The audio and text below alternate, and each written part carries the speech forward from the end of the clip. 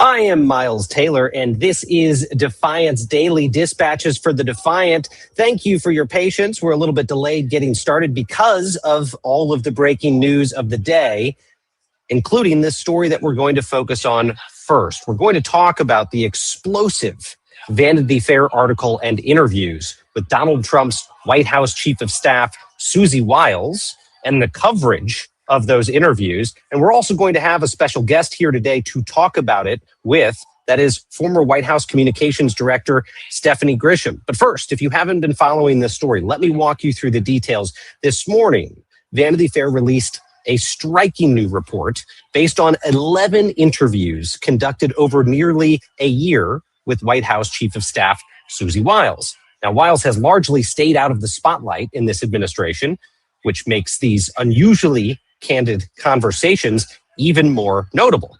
In them, she offers blunt assessments of her boss, Donald Trump, the President of the United States, his cabinet, his advisors, some of which seem to align with those assessments that critics have of this White House and this president and his advisors. CNN White House reporter Elena Train breaks down what Wiles revealed. Take a look. But let me get into some of the main things that I found very notable from what Chris Whipple, who works with Vanity Fair, detailed from their conversations. One is that Wiles referred to President Trump as someone having a, quote, alcoholic personality. She also talked a lot about the vice president, J.D. Vance, someone who I should note, had this conversion that Whipple noted as well from never Trumper to a MAGA acolyte. Susie Wiles essentially said that change, that conversion has been, quote, sort of political. And she said the vice president has been a, quote, conspiracy theorist for a decade. She also talked about Russell Vought. He is the White House budget chief, but he's also, of course, one of the architects of that notorious Project 2025 conservative blueprint for the future of our Republican Party, something that Trump had previously, of course, disavowed. She argued that Vought is, quote, a right-wing absolute zealot. And then she also went into a number of different things. One, she talked about Pam Bondi, the attorney general, someone who is one of her closest friends, I should note, in this administration. She argued that Bondi, quote, completely whiffed the handling of the Epstein file.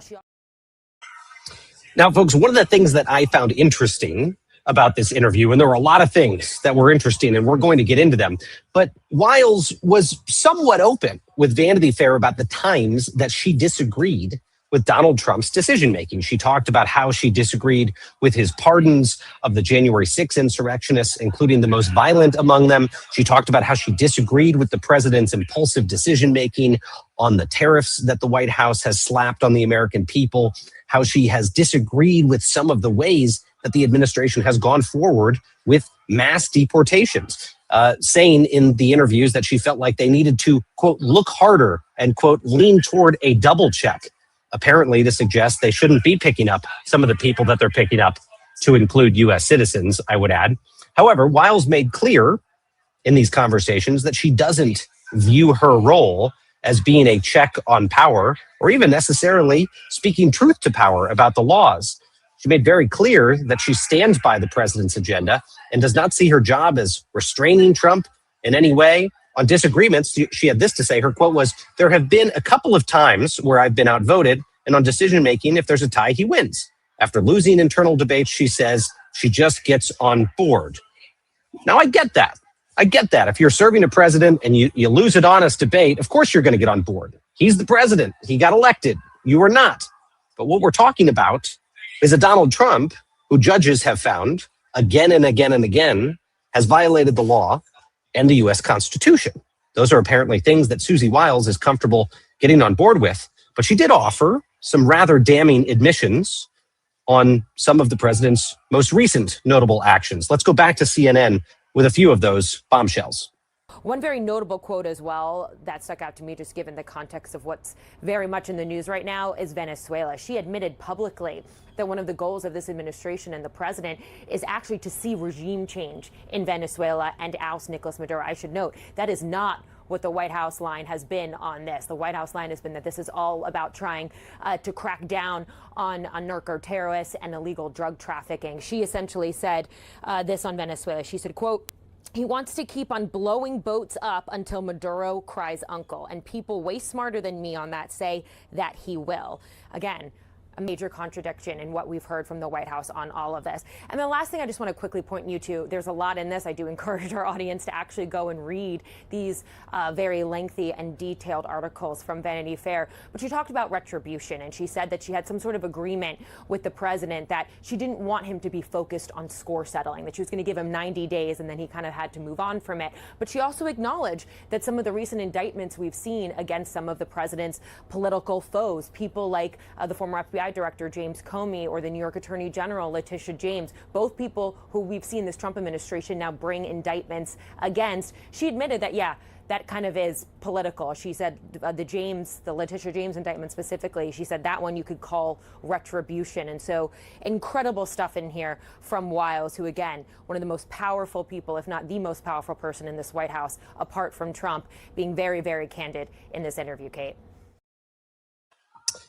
A couple more things, and then I want to bring in our friend Stephanie Grisham and my co-founder Xander Schultz. And I will say this, I want to foot stomp that point about retribution, and we'll talk about this with Stephanie. But in those conversations, the White House Chief of Staff makes quite clear that she wanted Donald Trump to confine his urges to retribution just to those first 90 days of the administration, which of course he has not. It's become almost a daily obsession with Donald Trump to find ways to go after his enemies, whether it's an individual or an entire sector of society. So she's clearly not been successful there. And that gets to my bigger takeaway in this piece, which it feels like Susie Wiles is a bystander in this White House. She expresses views. Hey, I think that policy there might be naughty, which in her mind, I think means illegal. But you know what? If she gets outvoted and it's illegal, Susie Wiles carries it forward anyway. And if you had any doubt about what Donald Trump's worldview was when it came to the law and the Constitution, she made very clear in those conversations. She said it is the president's view that he can do anything, that there are no limitations on him. Nothing, quote, zero, is what she said. That is the mark of a lawless president. Let me bring Xander into the conversation, my co-founder of defiance.org. Xander, great to have you here. And you know what? Let's bring Stephanie in right on cue. Welcome, Stephanie Grisham, former White House communications director, also someone who served in the first Trump administration with me. Stephanie, welcome. How are you? I'm good. I'm so glad to see you guys. Thanks for having me. It's great to have you here. I want to get you just your immediate take on all of this. I mean, I think it's interesting. One of the contrasts, one of the side-by-sides here that was obvious is, you had served as communications director when John Kelly was White House chief of staff. And there's a very clear contrast here between Kelly, who was the longest serving White House chief under Trump, and Wiles. Kelly's view was, I need to speak truth to power. And if the president wants to do illegal things, my job is to keep him from breaking the law. Susie Wiles makes very clear, my job is not to keep Donald Trump from breaking the law. It's to facilitate whatever he wants to do. I want to get your reaction to that. I mean, I have so many reactions. I could take up all your time. I mean, I was at the White House through every chief of staff we had, obviously, and they all had something different. And, I go back to in a million years ago, the Corey Lewandowski line of let Trump be Trump. On the one hand, as you will know too, Miles, you can't stop him. He'll agree. Sorry, my earpiece is coming out. He'll agree to, okay, I won't do that. And then you'll wake up at midnight. He has posted on Truth Social that he's going to, put 100% tariffs on everybody, including Alabama, for all we know. So you can't stop him. And so on the one hand, I understand her saying, I just want to try to keep him in line. But on the other hand, she knows well she can't. She knows damn well she can't. And, so that's where I have no sympathy there, if that makes any sense. I also wondered if this was her way of trying to, maybe this is her off ramp. In politics, after a couple of years, a lot of times you leave and he's going to become a lame duck. And maybe this was her off ramp. I don't know. I mean, I'm befuddled by the whole thing. I really am. It's sort of interesting. And Xander, I want you to have a chance to chime in here, but I was just going to say, the Vanity Fair piece talks about how she's making these revelations while she's at her house folding the laundry. I'm not even sure that she was realizing she was painting such a damning portrait of the administration. I mean, she talks about Elon Musk as a drug user. She talks about Russ Vought as a total zealot. She says that the vice president, J.D. Vance, is a conspiracy theorist. She describes Donald Trump as a person with an alcoholic's personality. Now, you and I both know that Donald Trump is not a drinker. He's a teetotaler who doesn't drink, but he's very much drunk on power. And she seems to be suggesting that by saying that he's got an alcoholic's personality. When you put these little vignettes together that she provides to the reporter as she's folding her laundry, it's a very, very damning portrait of this administration. And then she just kind of says, yeah, I sit in the back of the room. Sometimes I say things, but I just go forward with it. And I would agree with you, Stephanie, that, her job as White House Chief of Staff, any unelected bureaucrat around the president, it's not their job to implement their agenda. It's to implement his agenda. It's just the problem here is Susie Wiles so clearly knows that much of Donald Trump's agenda is unlawful. And a great example was on Venezuela there, as she mentioned, that his intent behind blowing up these boats was to put pressure on Maduro. That means that the administration has been lying to us for months. Since September, the administration has said they're blowing up boats to keep fentanyl from coming to the United States, even though there's not allegedly fentanyl on those boats, even though those boats aren't coming to the United States. And now she says the quiet part out loud actually is to put pressure on Maduro. She's just admitting to the lawlessness. Well, if I just jump in one more time quickly, I was struck by the fact that she did an 11-month interview. Anybody at that level of government, especially working for the president of the United States, if you're going to do that, you're obviously going to get comfortable as a human being with that person. And, I know they're all yelling it's out of context. So I'm wondering when this reporter's going to release audio, but do better than that. You know the quotes that are going to get pulled. I mean, do I think some stuff was out of context? Probably. You only have so much room to write an article. But the stuff you say is going to get printed. That's the points you brought up, the very valid points you brought up. So I am really, really confused by her thinking here. I have a potentially dumb question as someone who didn't exist within the Beltway. You two have been senior officials in an administration. What's the process like for even doing an interview like this? And it's kind of crazy for me to see this even be published and see that the chief of staff is doing an interview like this. What is the typical process, and why was this allowed, do you think? I mean, as his former press secretary, and Melania's too, this family is wildly aware of interviews and their appearances and how they look. And so there would be times I would want to say the most simple thing like, I think the Christmas trees are pretty, and I wouldn't be allowed to because Melania would not let me. So I don't know. If I had to guess, Donald Trump did not know she was doing an 11-month interview. There is one star in that White House, and it's him. Now, if you are going to do an interview, you tell the press secretary, you say, hey, I'm going to sit down. I'm going to do this interview. Oftentimes you'll have the press secretary or someone from the press shop sit with you and also record it. Like that's what I did. I would sit and record any interview the president did so that I could go back and quote check people if things were out of context. It seems though, like Miles said, I mean, she's folding her laundry. She's driving back from church. She's in the car a lot. It seems like these were really off the cuff chats, but that were on the record interviews. Again, I'm very confused by this. I'm very surprised by it. Okay, so it's not just me. No, absolutely not. It seems crazy. I can't remember seeing an interview like this. And to give an example of it, we'll play this clip in a second, but, Stephanie, your successor, Caroline Leavitt at the White House, seemed to respond as if this was some secret hit job on the part of Vanity Fair. I mean, to be clear, these officials sat down and got their portraits taken together by Vanity Fair. This was planned. It was known by the White House. And then Leavitt responded as if this was some surprise sabotage on the administration. Take a listen to the clip. As for the Vanity Fair article, Michael, I'll take your question directly. This is, unfortunately, another example of disingenuous reporting, where you have a reporter who took the chief of staff's words wildly out of context, did not include the context those conversations were had within. And then further, I think the most egregious part of this article was the bias of omission that was clearly present. And we see a lot of this when dealing with the media every day. you will leave out important context, leave out comments and facts.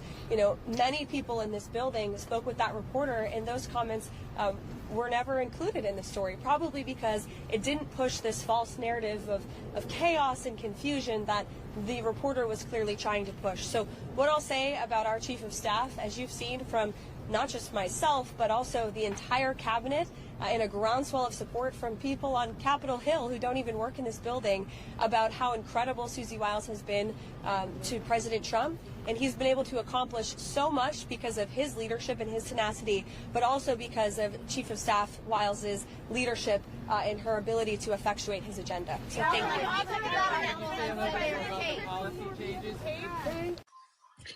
Yeah, I mean, you know, Stephanie, the biggest takeaways, the biggest bombshells here are just Susie Wiles' words. I mean, they're not like made up stories.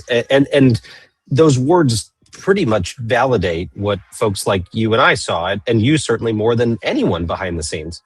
Well, I think what's interesting there, just watching her, is that they're not talking about content. If you read the article like I did, she makes it very clear that Donald Trump's in charge. She makes it very clear that she likes these pit bulls and these disruptors, right?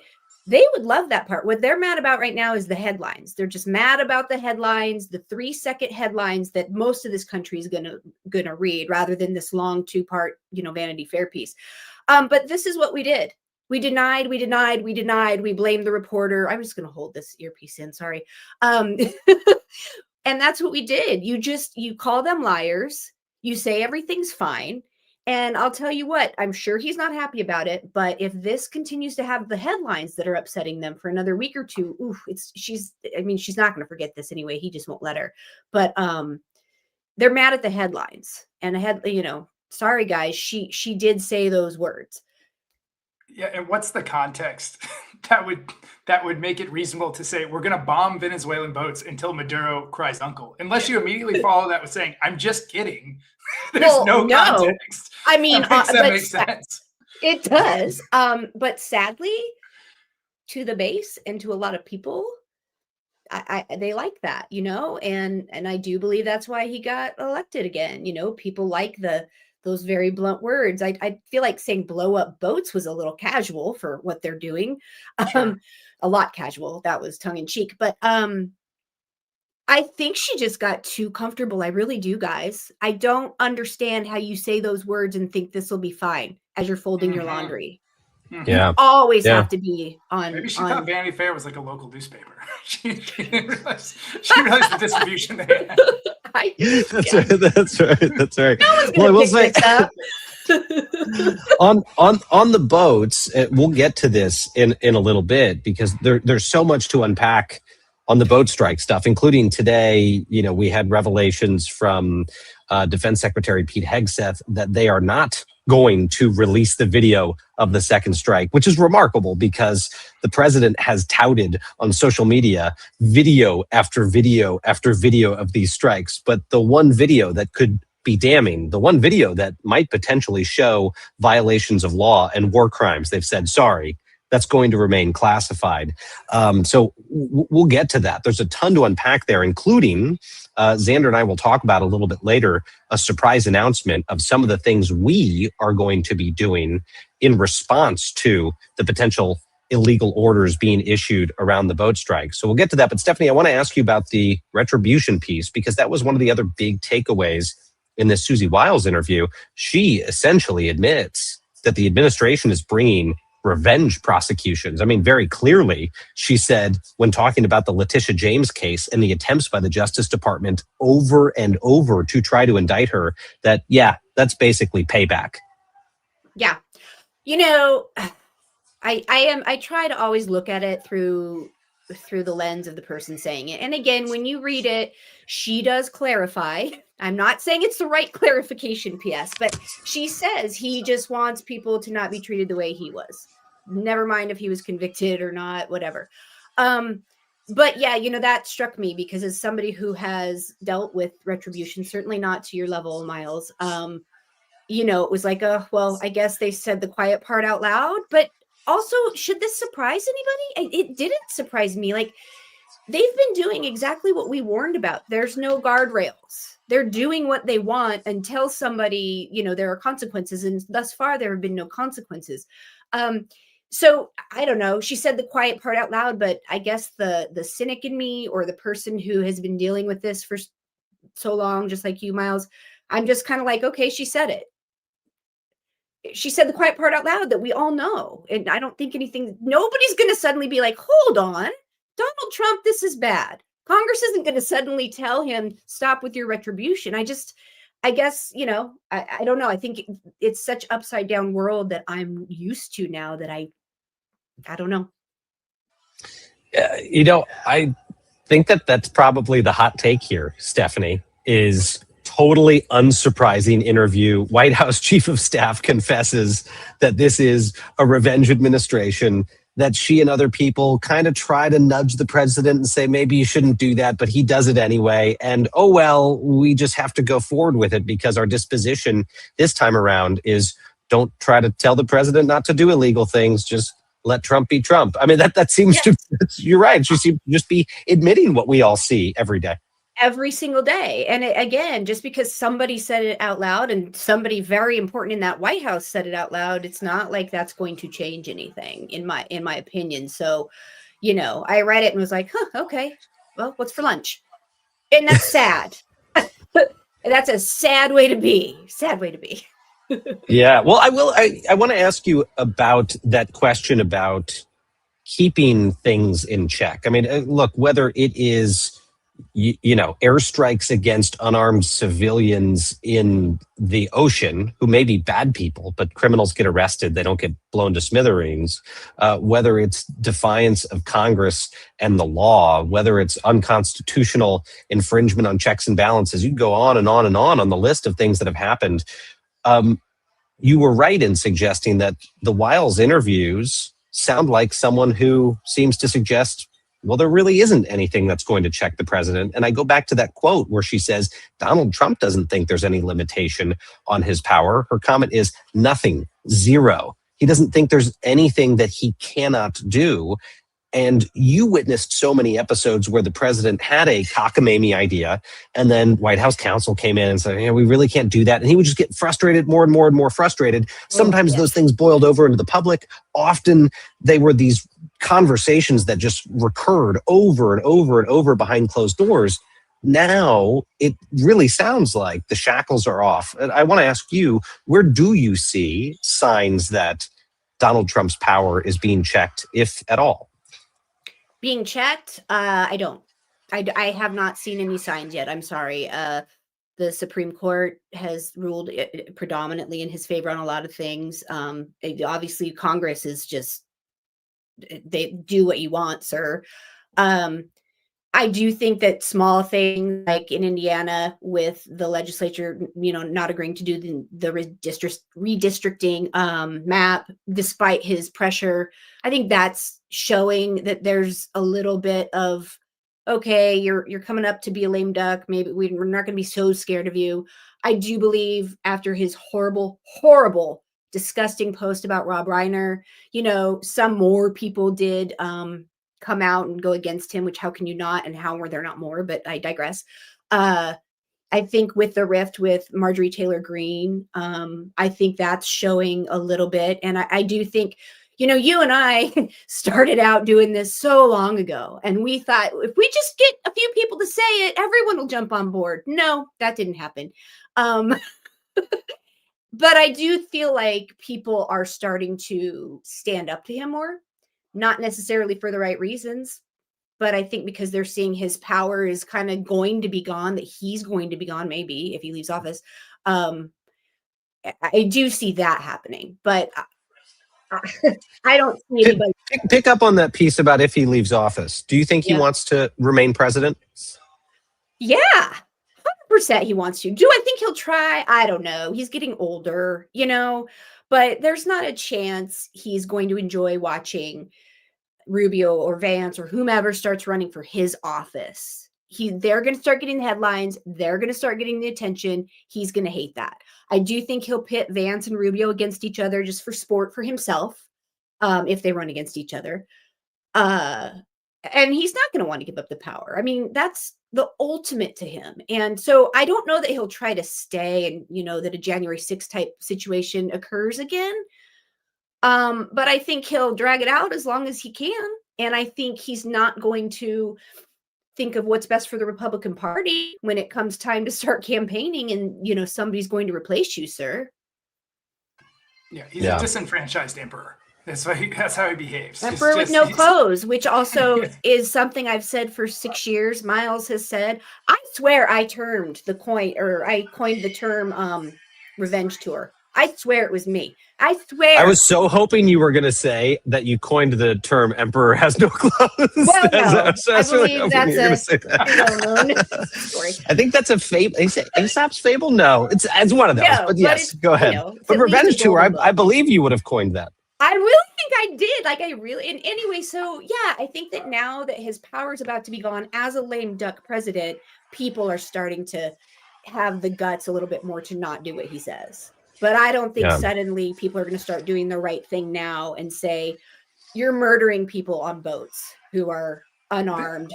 Stephanie, this is something we've been talking about a lot lately, the calcification of support. It's like it's kind of the first administration, everything was cloaked a little bit, and this administration has just been kind of the unveiling of the actual intentions.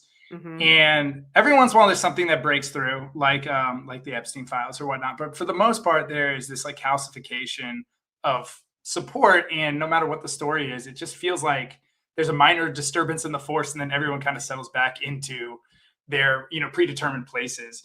What do you think? You're someone who's an expert on media and the impact of storytelling, et cetera.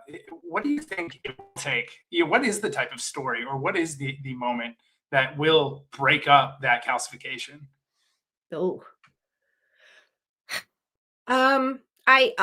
I think it'll be the moment that we have a new nominee and everybody starts to get on board with that new nominee, and his attention starts to, again, he stops getting the attention he wants, the headlines that he wants. I think people will move on because they have to, and because they need to move on to their next base of power. I wrote in my book that it's so intoxicating in the White House and the power that you have. It really is. And looking back on it, I'm ashamed of it. I've said that, but people are going to move on to the next, the next new president, the next new guy, the next new thing they need from the president. And I think that's when it'll all kind of stop. And I think that's when he might go, I use this word but I think he'll go a little nuts when that starts to happen. And I think he'll, he's obviously showing his true colors right now. But I think he'll really not do well when it comes time to have a new nominee.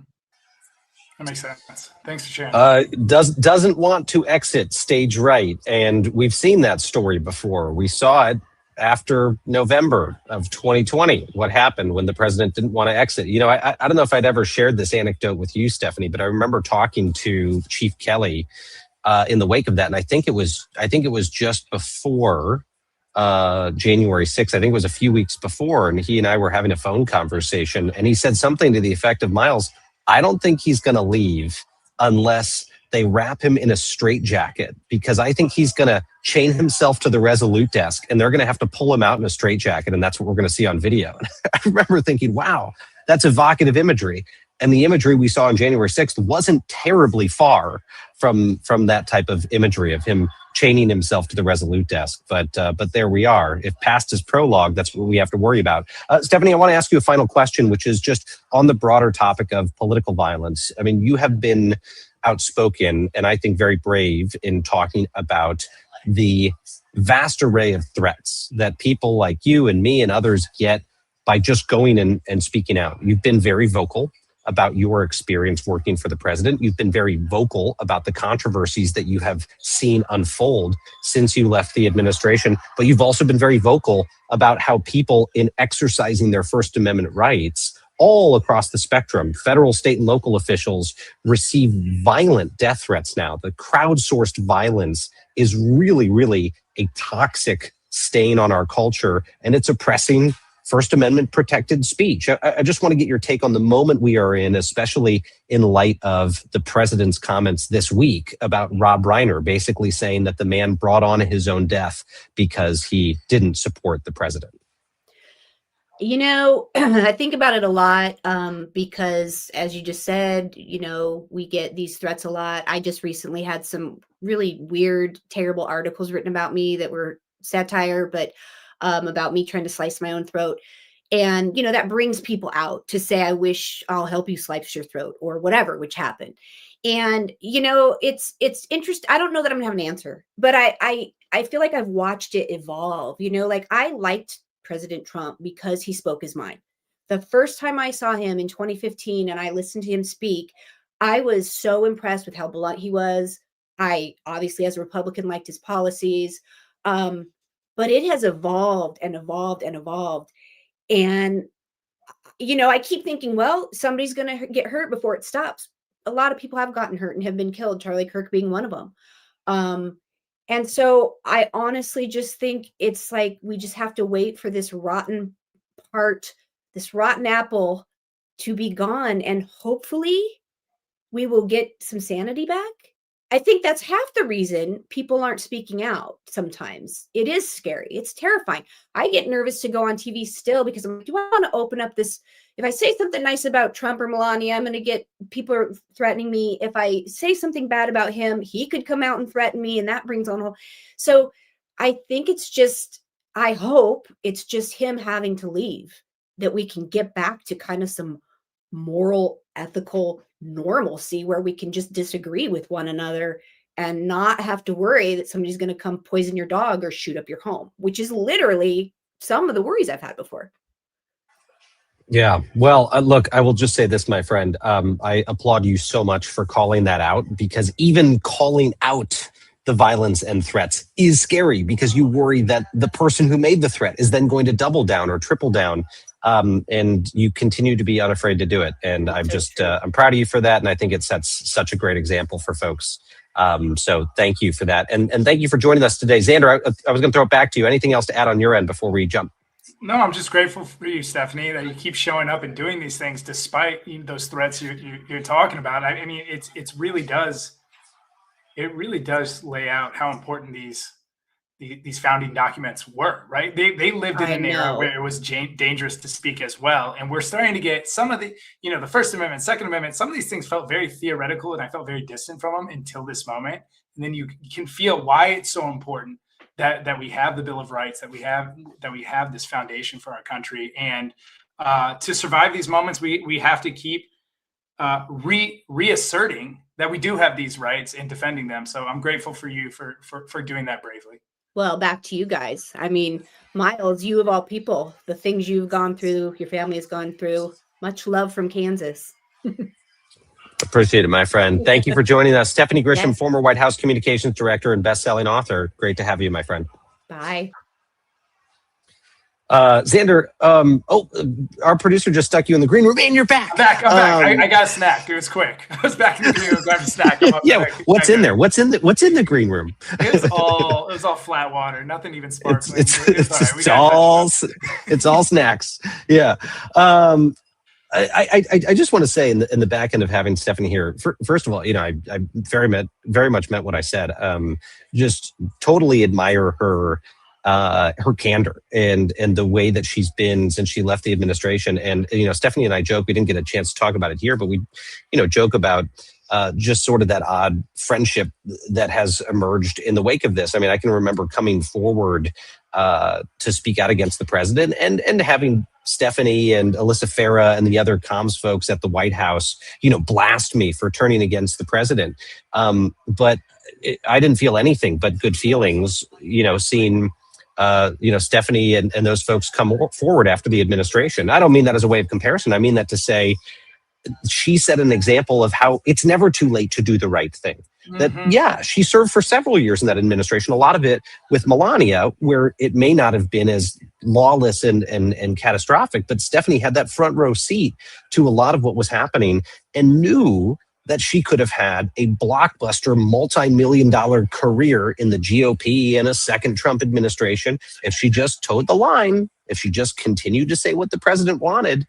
But she didn't. She came out and told the raw truth, and that's had enormous repercussions for her, as you heard. And I applaud that, man. I think that the more folks like that we get in conversation with, the more we can show folks, look, you can do that. You can make that hard decision and still be a happy, productive person who's unburdened of that moral baggage that comes with being around someone who's clearly without a central morality. Yeah, you know what's better than being able to live out the career you had planned is being able to look yourself in the mirror. It's a lot better to be able to live within your integrity and your morality. And there is something on the other side of the horizon. I think there's this fear oftentimes, because Miles, you're a great example of this. Your entire career was built in DC. You were over in DC when you were, I think, 16. And so it's more of this kind of straight line path than a lot of other sectors. And so I could see how it's scary getting off the bus, but there is a life after it. I wonder, do you and the other defectors all have like a Signal group chat going where you welcome new members? How's that work? Yeah, that's right. And a tattoo that everyone gets on their arms. Well, I want to take us to another story, Xander, that is very much relevant to things that defiance.org is going to be doing. And we'll talk about this here in a second. A little bit of a preview of a conversation we're going to have in depth tomorrow night. So I will say to folks at the top end here, if you don't have plans tomorrow at 5 p.m. Eastern, I hope you will join us, because we will be making some very big announcements about things that we are doing in the defiance.org community to push back against Trump's abuses of power. And the teaser here is that as of tomorrow, we will be launching a public campaign to make sure that U.S. service members, men and women in uniform in this country, have the legal resources they need to understand what to do if they are on the receiving end of illegal orders. Now, this is a big deal because we saw 6 lawmakers come out last month and sound the alarm about potential illegal orders coming out of this administration.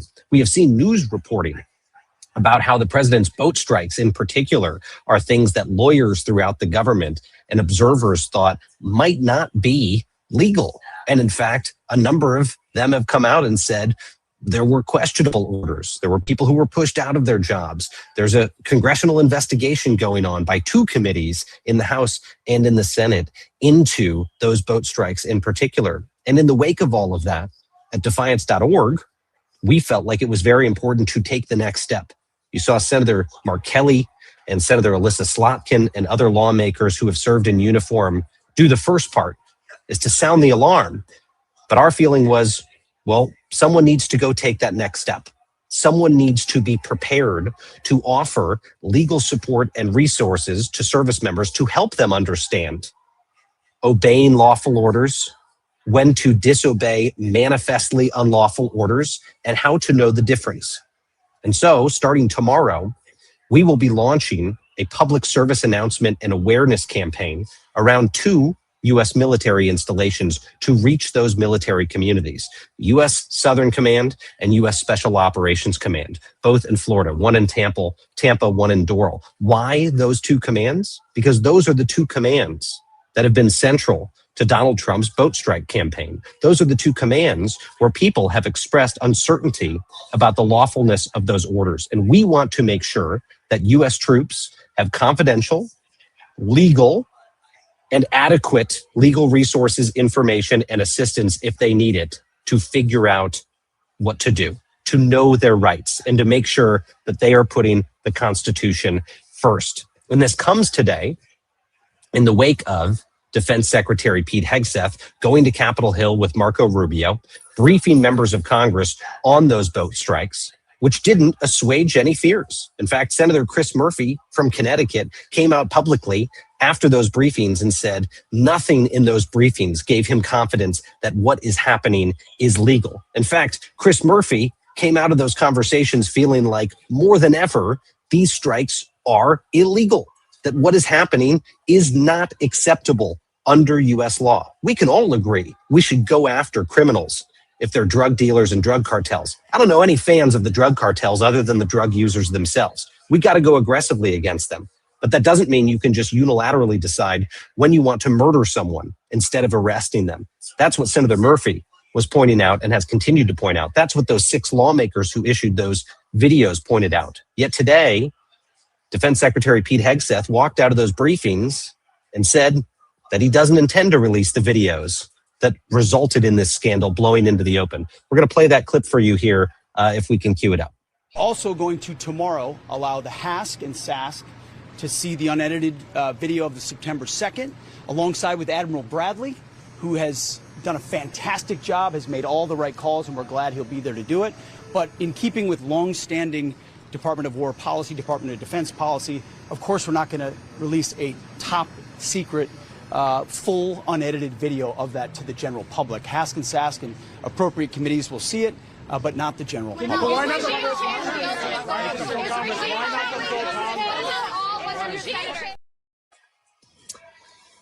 So the Armed Services Committees will get to see that video, but not the general public. Why? The Defense Secretary didn't give a good explanation for that, but I can give you one. They don't want people to see what actually happened. They don't want people to reach their own conclusions. Donald Trump, if he knows one thing, he knows comms, he knows communications. He doesn't want people to see a video of unarmed individuals floating on an overturned boat, flagging potentially for help, and then destroyed by a missile strike. Why? Because that's an order that originated with his order to go after these boats, which I'll remind folks that are watching is a concept that 7 years ago, I told this White House we didn't think would be legal. 7 years ago, White House officials were probing agencies about the possibility of launching airstrikes in international waters against unarmed civilians in boats. It didn't require deep legal analysis to say, yeah, that's probably against the law. And here we are. It's what the administration is doing. And now they are trying to intimidate U.S. troops into not speaking up. Because in the wake of that video from those 6 lawmakers, they have announced that there is going to be an investigation into U.S. Senator Mark Kelly, potentially a court-martial because of it. And last night, the administration announced that that had expanded into a, quote, command investigation of Senator Mark Kelly. I want to bring Xander back into the conversation here.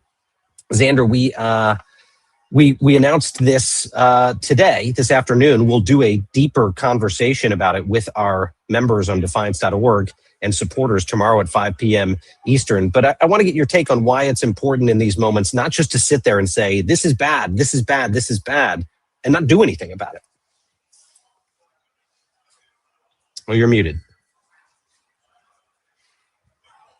Sorry about that, gang.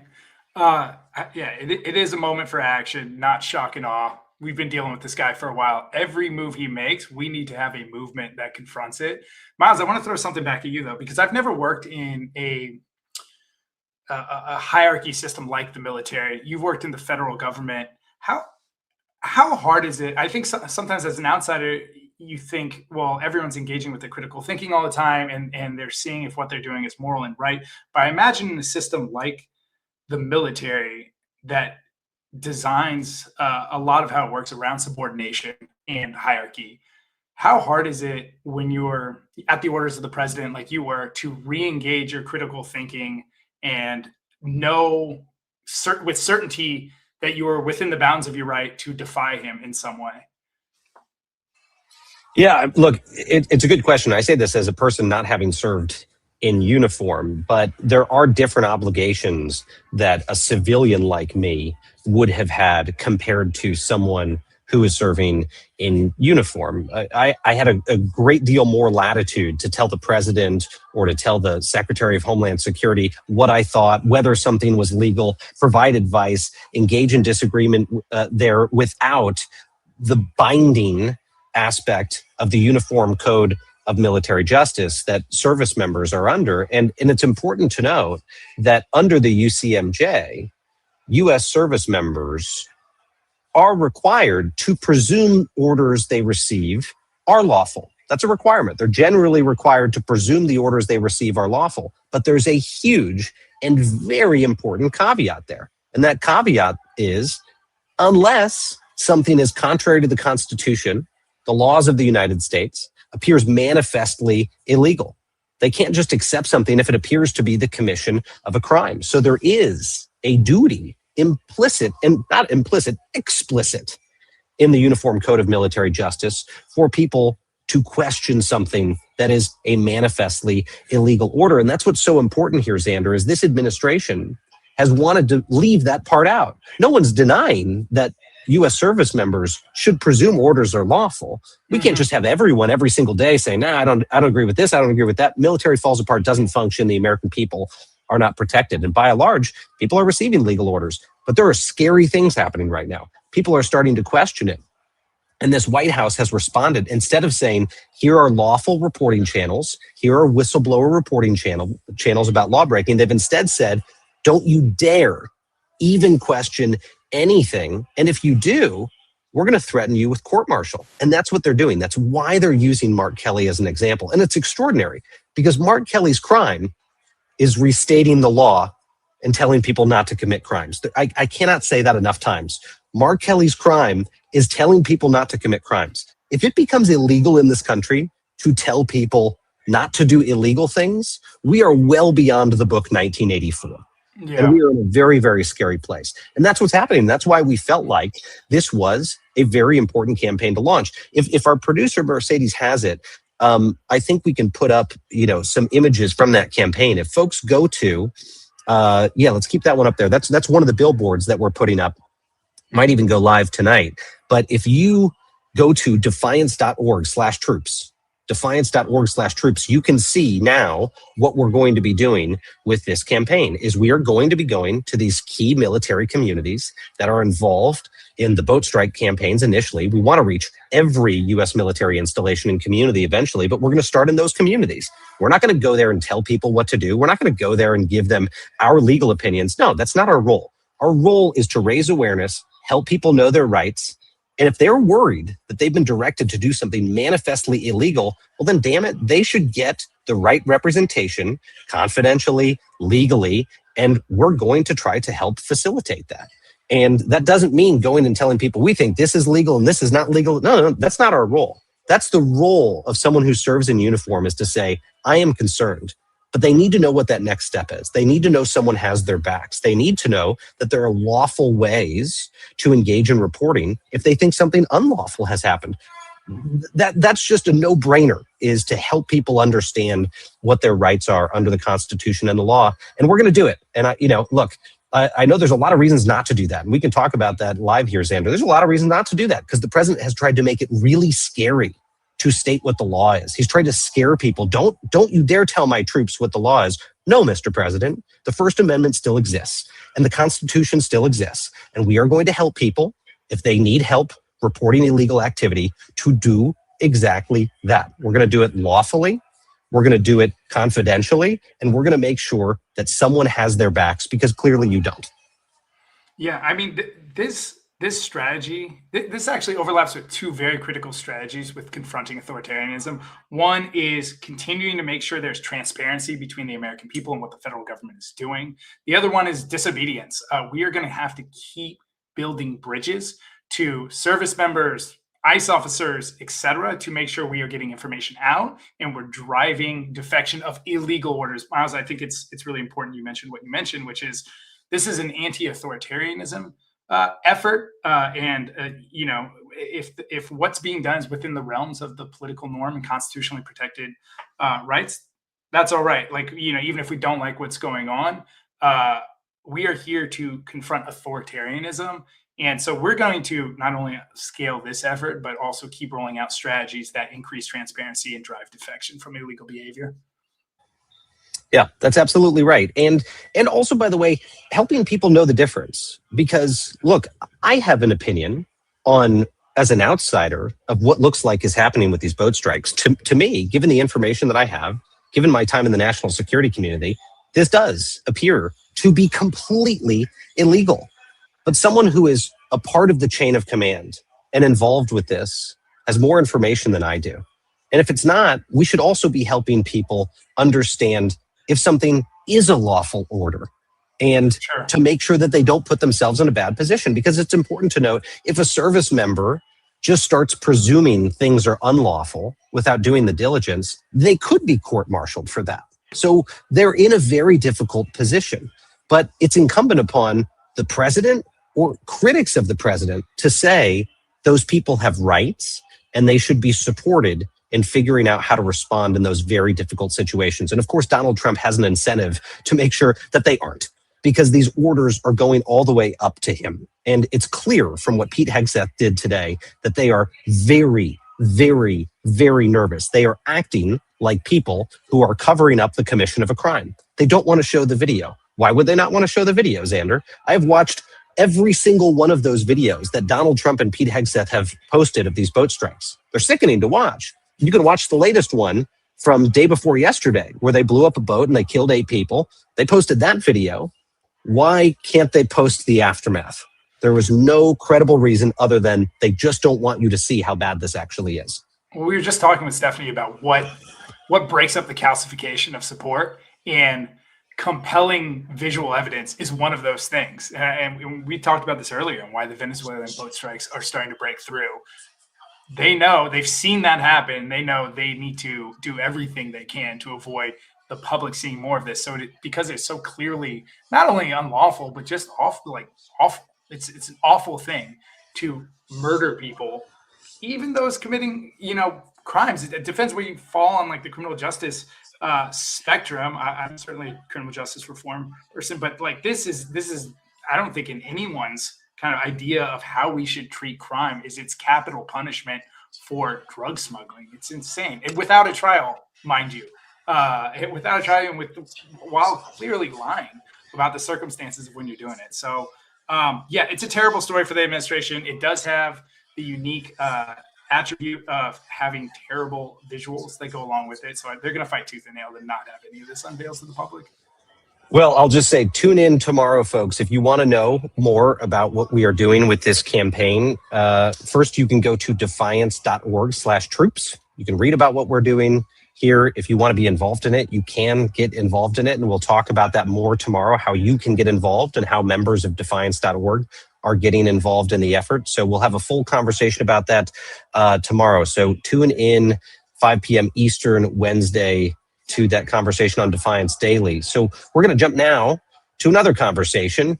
We're going to talk about healthcare, because today House Republican leaders scrapped plans to vote on extending enhancements to the Affordable Care Act, basically extending the subsidies that a lot of you are watching depend upon to have healthcare that's actually at least somewhat affordable, all but guaranteeing that we're all going to get hit with those higher insurance premiums starting next year. I got my letter in the mail. I know you got your letter in the mail. As recently as last night, I was talking to my wife about the letter we got in the mail. She said, "Are you sure we're going to have to pay that increase?" I said, "It's happening right now. Congress is talking about it." And clearly, they dropped the ball. Speaker Mike Johnson confirmed Tuesday that Republicans could not reach an agreement inside their own caucus, despite pressure from moderates in swing districts. Those subsidies that are going to expire at the end of this month without action will result in huge premium spikes for people around the country. Now, Johnson said that the leadership team worked through the weekend and couldn't reach that deal, even though so many of those Republicans are worried about how this is going to affect them in the midterm elections. I suspect right now that the fact that they couldn't reach a deal is not only resulting in panic for a lot of those moderate Republicans who are in difficult congressional races, it's probably resulting in some panic at many of your kitchen tables, because those increases for some people are hundreds or even thousands of dollars, and thousands of dollars a year for most people. As things stand, higher healthcare costs, folks, are locked in by Republican choice and Johnson refusing to bring the vote forward. Now, after Johnson's announcement earlier today, Republican Representative Mike Lawler from New York had this to say. I think it's idiotic not to have an up or down vote on this issue. The fact is, Obamacare has failed. We all know that. We acknowledge that. But to not have a vote on the extension with reforms, with conservative reforms, income limits, elimination of zero premium plans, PBM reform, HSA expansion. To not do that is idiotic. It is political malpractice. You have two leaders that are not serious about solving this problem. So where does that leave you? I am pissed for the American people. This is absolute, and it's absurd that we are in a body with 435 members. Everybody has a responsibility to serve their district, to serve their constituents. You know what's funny? 3/4 of people on Obamacare are in states Donald Trump won. So maybe, just maybe, everybody should look at this and say, how do we actually fix the healthcare system? Idiotic, absurd, stupid. Those weren't criticisms from Democrats about how the Republican Party and the House couldn't reach a deal on healthcare. It's from Mike Lawler, a Republican from New York. It's from within the House. There's enormous frustration there within the party, as you could hear from Lawler, about the inability to reach a deal. And let's bring Xander back into the conversation here. I mean, I will say to you, my friend, look, I'm still a conservative, and I will confess to you, I think you and I vehemently disagree on Obamacare. I think Obamacare is a disaster. I fought it when I was on Capitol Hill. I don't think it's the right way to go. I don't think that, moving towards an NHS style system, which is what they have in the UK, is the right approach. I know you disagree, and I welcome you disagreeing. However, you can't just blow people up. We have literally made millions and millions of Americans dependent on how this is built, right? Their lives are built around this huge expense. People have their houses to pay for, and often this is like the second most expensive thing in their whole lives. Sometimes it's the most expensive thing in their whole lives. Housing and healthcare, both going through the roof. There are a lot of people who are paying more for their healthcare than they are for their apartment. Okay, so this is huge in people's lives. And there's just sort of this flippant dismissal right now. You don't have to love Obamacare. You don't have to want state-sponsored healthcare to say, we need a fix to this before Americans are just hit in the face by these costs. Yeah, look, Miles, I think where we can agree is we want a stable and safe America. And what even is a society or a nation if not a set of laws and social programs to create stability and safety? You and I can both agree on those goals. There's nothing about what's happening right now that is enhancing stability and safety and opportunity for people. Everyone drowning in their rent and their medical bills is just an absurd way for the richest nation in the world to exist and behave. I also want to make this point, whether or not you agree on Obamacare and what might happen if we put it up for a vote. It'd be nice to put it up for a vote. Be nice to let the American people's representatives vote on if this is a good idea or not. So we can also both agree that we are pro-democracy and letting representatives take their stance and let the chips fall where they may. And so there's definitely common ground whether or not you feel like this particular program deserves to be extended or, et cetera. Well, here's the real is they're just scared shitless to take this vote in both directions because, and I've worked with a lot of these people. I've roamed the House floor with a number of these representatives as they are weighing difficult votes. And right now, a bunch of these Republicans are really worried about taking an actual vote on this because they don't want it to continue and they don't want to piss off Donald Trump. But they also don't want to be on the record doing that. They don't want to be on the record doing that in an election year. They're really, really, really scared because, as Mike Lawler noted, 3/4 of their constituents are receiving some form of these subsidies. So they don't want a recorded vote up or down. And to me, that's just total cowardice. How can you love this job, this congressman job, which is a shitty job, by the way? How can you love it so much that you are just terrified to do your job because you don't want to lose your election? But that's what's happening here. And I've seen that again and again. And no one has made that more potent than Donald Trump. Donald Trump has made lawmakers more afraid to do their jobs than anything else in the entire world. And they're mailing it in, man. And you talk to these people, you go to drinks with these people, you go to a burger with these people. I still have friends who are in the caucus, and they will privately admit to just being spooked as hell by this guy and that the body itself is pretty broken. And we actually saw that this week, Xander, with a There was an interview in the New York Times with 2 recently retired U.S. senators and 1 retiring U.S. senator, basically admitting that the body was completely broken. Senate was not able to do its job. And in large part, that's because Donald Trump has injected so much fear into people's lives, the personal lives of these members of Congress, that they're not doing their work. But I also put some of that on them because, you know what? It's not the coolest job in the world. Be willing to leave and go do something else. Be willing to lose an election by doing the right thing. Some of them have done that. Most of them have not. I would like to never hear the word scared associated with Congress people again. It's a job for the brave. No one put a gun to your head and asked you to be a congressperson. You ran for the office. You wanted this responsibility. Like Kobe demanding the ball with 3 seconds left on the clock and then spazzing out and leaving the court because he doesn't want to take the shot. Yeah. Kobe. You wanted to be political Kobe. You wanted the ball. You wanted to make big decisions. You wanted to be important. Like either be it or get off the pot, man. Like we don't need people who are scared in these positions. It's such a good visual. Decide who you are and move on. Yeah. Sorry. No. I said it's such a good visual. I mean it's the fear. They're just leaving in the middle of the game, and literally they'll fly home to do Christmas with their families. They will avoid doing town halls because they don't want to get asked questions about this, and they'll hope it just kind of blows over. Well, look, I'm going to say this to Democrats and Republicans, whoever needs to hear it on Capitol Hill. This will not blow over. Yeah. People are going to be pissed when they have to start paying these extra bills in January. They're going to be pissed. I don't say that as some guy who lives in this is, by the way, a hotel lobby, not a house. I don't live in some, mansion where I can say, yeah, this is not going to affect me in January. It's going to affect me. It's going to affect a lot of people I know.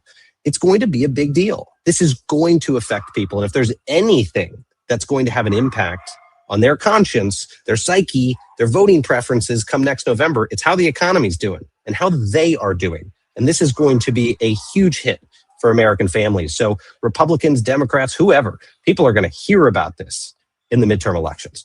We often make analogies to 1930s Germany. But you know what 1930s Germany didn't have is 1930s Germany to look at and study. If these guys want to look up the Night of Long Knives and other historical analogies to this moment, you don't do well when you enable these guys. You don't buy their loyalty. They don't love you. You're an asset to utilize, and you will be thrown out the moment you're not useful. This story does not end well for enablers. And so it's better to find your courage now while we still have semblance of checks and balances. We don't need that many votes in the Senate. We don't need that many votes in Congress to change the score. And so, go do your research, look at history. This doesn't work out well for you. Find your courage or get out of here. Yeah. Well, look, and I'll go back to what we said in the conversation with Stephanie Grisham when she was here earlier. It is never too late to do the right thing. Take it from people like Stephanie and I. We went into what was until then the worst administration in American history, just a total dumpster fire of a presidential administration. I don't say that as a political criticism. Again, I'm still a conservative. I say that because that administration operated in a completely chaotic, destructive way. But you know what? Both of us were willing to come forward and fess up to that, to own it, even if that meant blowing up our careers. Those are just 2 little examples.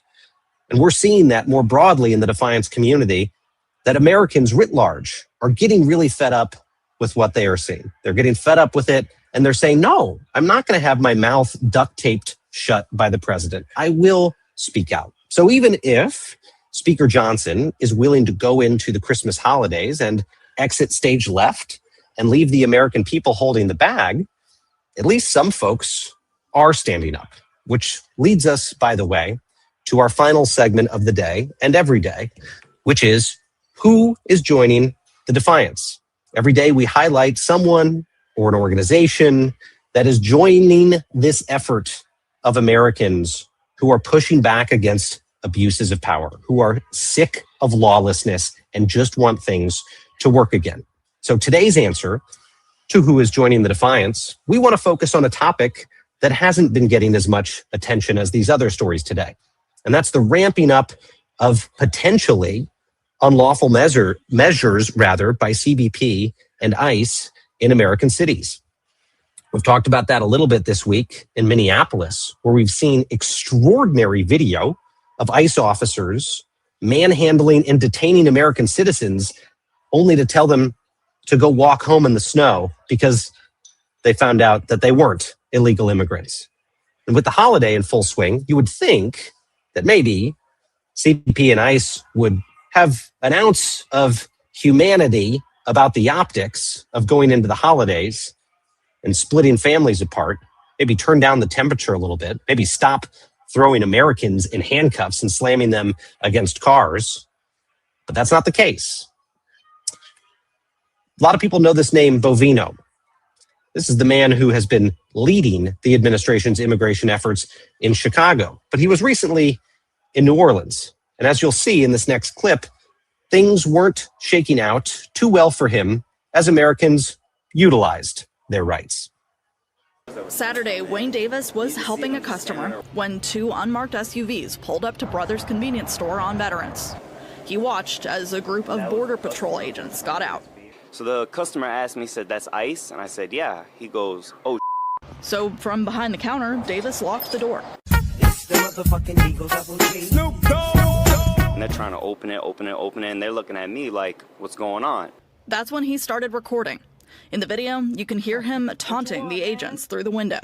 "You want some chicken? You ain't getting it here, bro."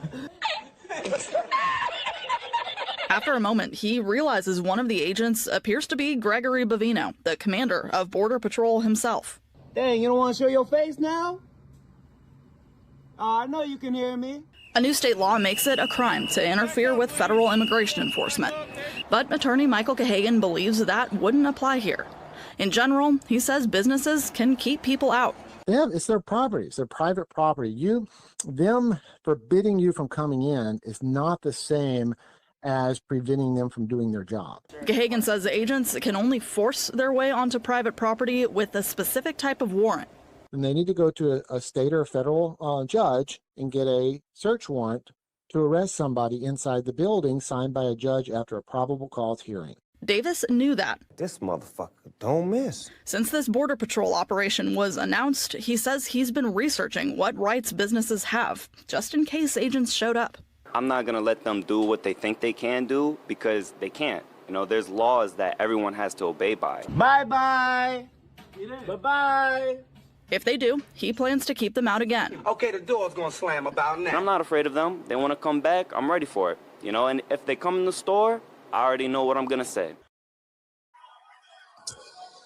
Well, I will say this. Who is joining the Defiance this week? People, everyday people who know very little about immigration law, but increasingly are angry at their government for going over the line, and for displaying clear excesses in their communities. Xander, I want to bring you back into the conversation here. Look, I'll say this. There is a misconception out there that immigration is one of the most polarizing issues in the United States. I'll tell you why that's a misconception, because most surveys show, and I know you know this, that the majority of Americans actually agree on immigration. The majority of Americans actually agree we should have a super secure southern border. People shouldn't be able to sneak in, but it should also be way easier to join the American experiment if you want to come be a part of it. And people who've been here for decades should have a pathway to citizenship. Those three things get majority of support in America. So I fully agree. Having helped oversee ICE and CBP, people should not obstruct federal law enforcement. Don't go break the law if they're engaged in an operation and throw yourself into the middle of it. But damn it, I am proud of people going out there and exercising their rights to say no, because these guys can't break our rights either. They can't be going and arresting U.S. citizens, manhandling people, breaking into homes without warrants. We are seeing these stories almost every day now. Even if the Secretary of Homeland Security wants to go up to Capitol Hill and testify that, no, those things aren't happening, she is wrong. There's video evidence almost every day of things like this happening. I want to get your take. Yeah, this is why know your rights training and non-compliance training is so important. This is why we're going to highlight this. So, I was going over our schedule in January and February just this morning. We're going to be highlighting both know your rights training and non-compliance training from great groups like Freedom Trainers, for example. If someone wants to look them up now before we highlight them, I think coming up in January here. It's key. It's key. To your point, Miles, like a lot of people aren't acting not from a sense that they don't want to. There's so many people frustrated with what's going on right now.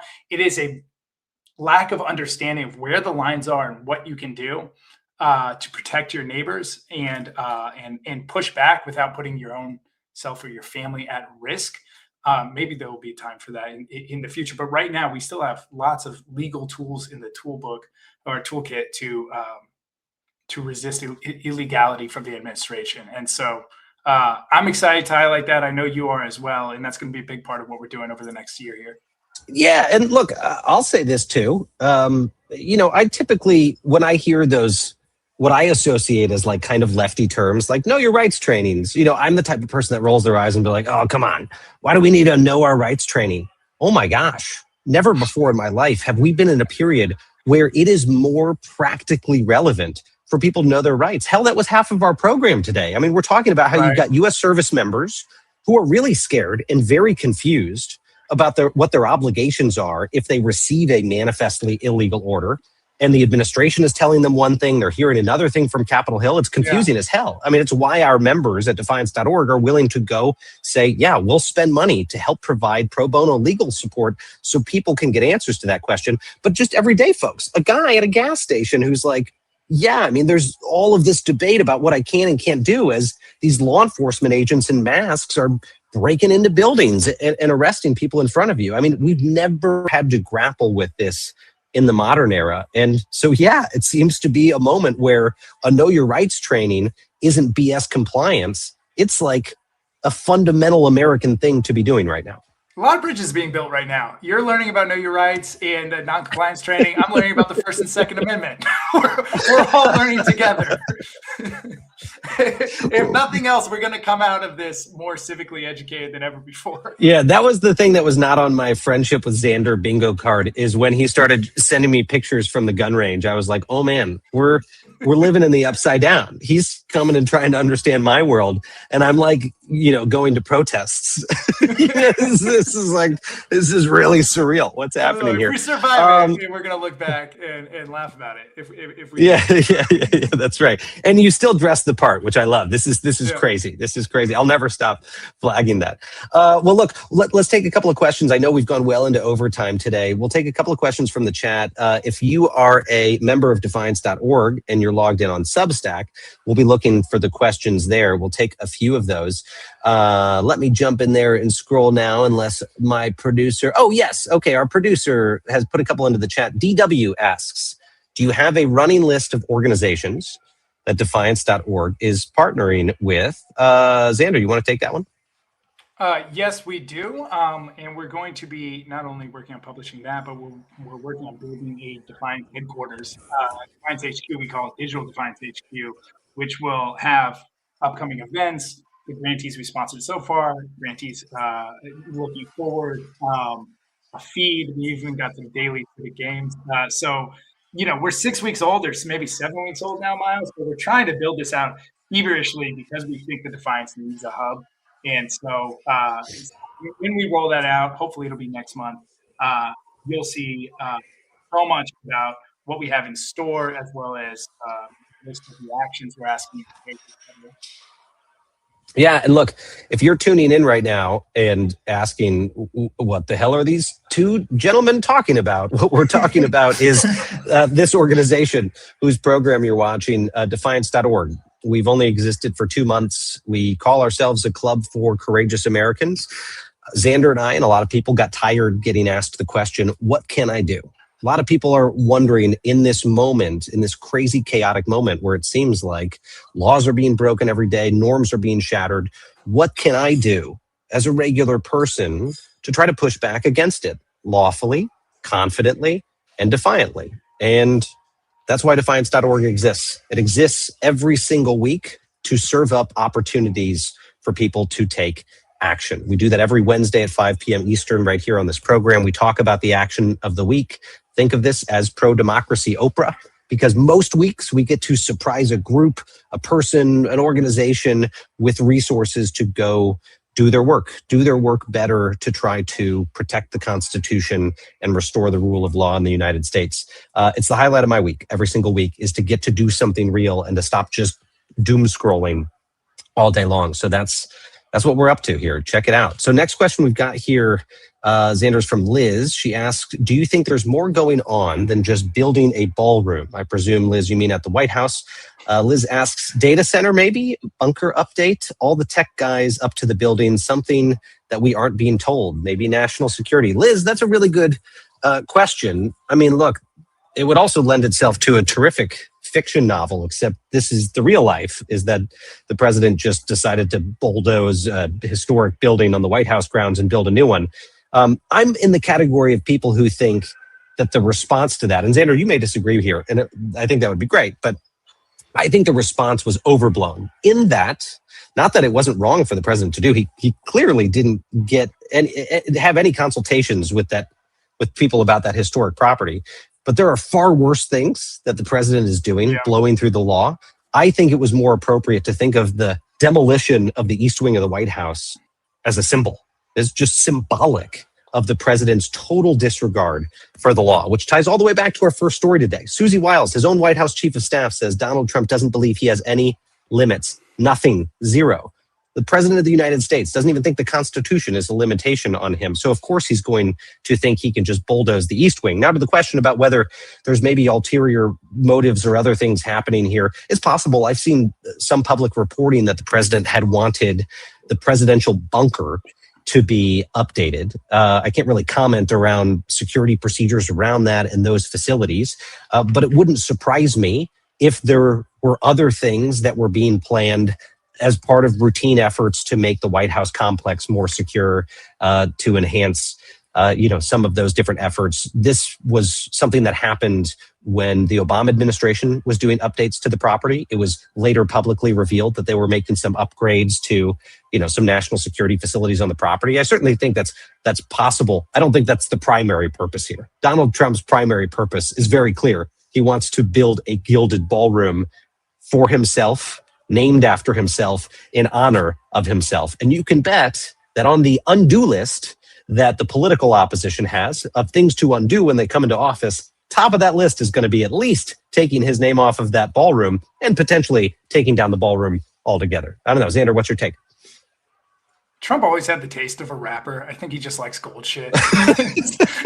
He wanted to be on MTV Cribs, and so I think that's probably his motivation when it comes to this. I think you brought up a good point, though, which is I feel like there's two different types of news stories right now. One is on the actual impact of what's going on, right? This is the illegal deployment of troops in America or things like that. And then there's this other category, which goes back to the calcification question, like a question we had in his support, where it is the news guessing, hey, look at this. Look at this. Does this make you still follow him? You guys talked about how you didn't like statues being taken down for 4 years. How about he's bulldozing the White House? Like, is there a correlation here? Will there be some loss of support? I feel like it's the media just kind of trying out shit, mostly in futility, seeing if it will disrupt his base in any way. And I think the White House demolition kind of fell into that category.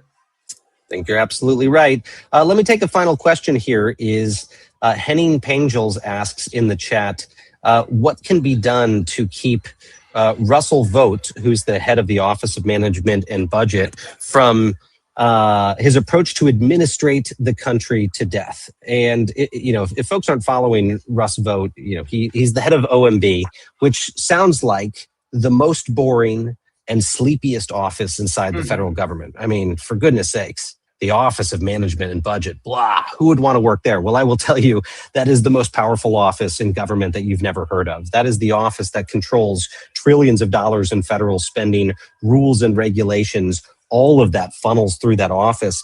And Russ Vogt knows that. And people who know the Beltway here in Washington know that. That is one of the most important power fulcrums in all of Washington, D.C. And of course, Russ Vogt has used the Office of Management and Budget as a place to very, very aggressively implement the president's agenda.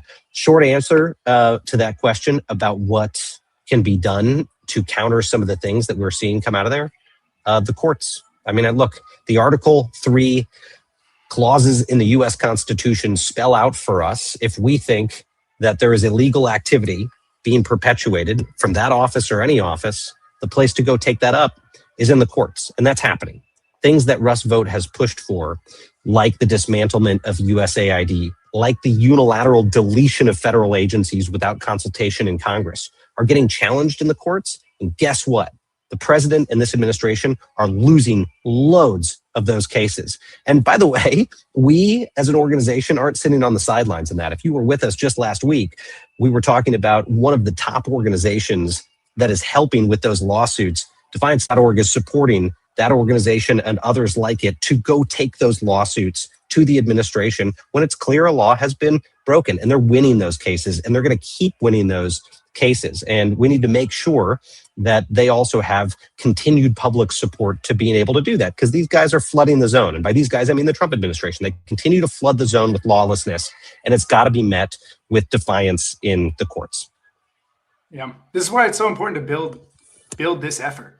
I want the Trump administration to feel the defiance presence every illegal move they make. As we grow, as we can move more money, as we identify the right organizations, we can lean in each of these moments and fight back. And to your point, Miles, when we fight back with the right resources and the right great knights like Norm Eisen, who we have had on the program last week, that are doing an incredible job in the courts, we can win. We can win. We just need to keep building this movement, keep making sure these groups are funded, keep making sure we can take collective action together in bigger and bigger ways. This is the right tool for this moment. And so I'm motivated to keep growing. And to all of our members, thank you for allowing us to be already impactful 7 weeks in and be in this fight. Rock and roll. Right there with you, my friend. Well, look, thank you folks for bearing with us going into overtime. I will just say in closing here, a reminder, join us tomorrow at 5 p.m. Eastern right here when we talk about our mission of the week. We gave you a teaser. That mission of the week is going to be helping U.S. troops know their rights on very, very critical issues. If you want to know more about what we're doing in the immediate, you can check out defiance.org/troops and see the activation that we're doing in 2 military communities in Florida related to people involved in these boat strike campaigns, making sure that they have the legal support and are able to put the Constitution first in their considerations about what to do. And also, if you want to know more about our organization, go to defiance.org/join and subscribe wherever you listen, whichever social media platform you are on most often. Check us out at defiance.org. As always, thank you for joining us on the program. Stay loud, stay brave, and stay together. This has been Defiance Daily.